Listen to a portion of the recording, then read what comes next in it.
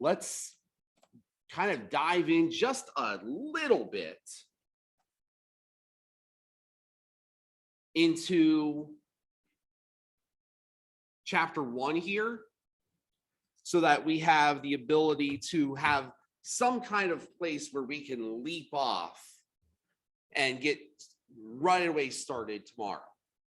So chapter 1 is a very short chapter for us. It's basically kind of just talking about the fact that chemistry is everywhere, and that chemistry is at the very heart of, well, pretty much everything. So what is it that we are actually studying in this class? Well, we're studying chemistry. Chemistry is kind of a broad term.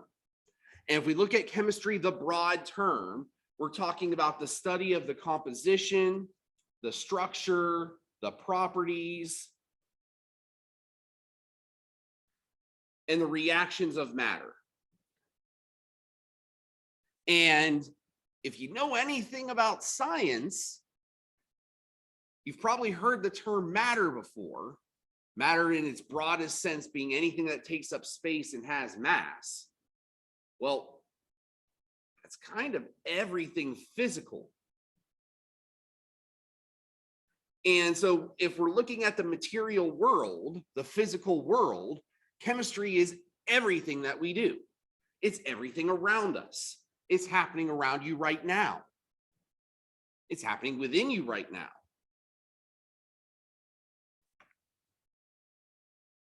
And so when we start looking at breaking down this kind of definition here, composition, structure, properties, reactions, we can kind of think about chemistry in terms of these 4 questions. From a compositional standpoint, looking at the world, looking at substances in terms of what are they made out of?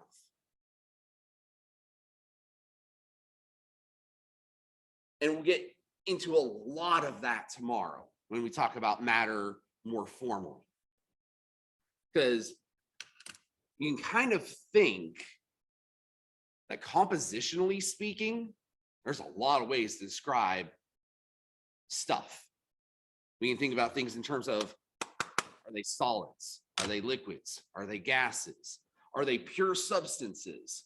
Are they impure in some kind of way? Are they mixtures? There are lots of ways that we can think about and kind of put matter into groups.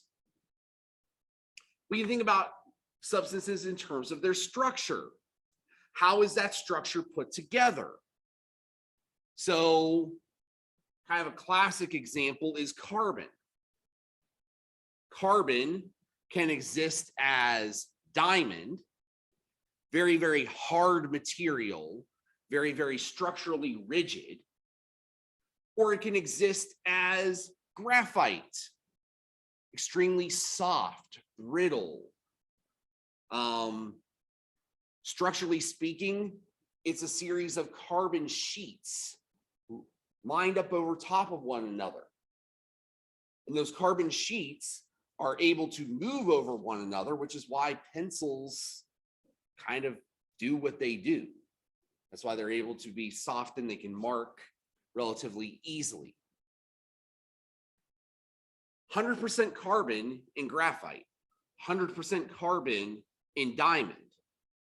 Yet very, very different substances, different physical properties for both of them, different chemical properties for both of them. It has a lot to do with how they're put together. We look at substances in terms of their properties. What are their characteristics? Are they solids, liquids, gases? What color are they? Are they shiny? Are they malleable? Are they brittle? And we look at it in terms of reaction. How do they behave when we put them into contact with other things?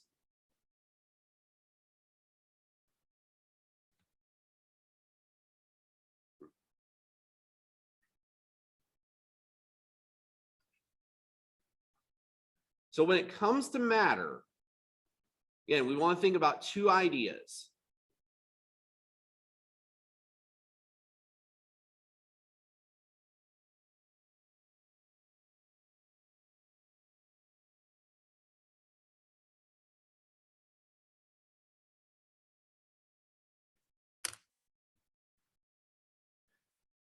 In order to be matter, we have to meet these two criteria.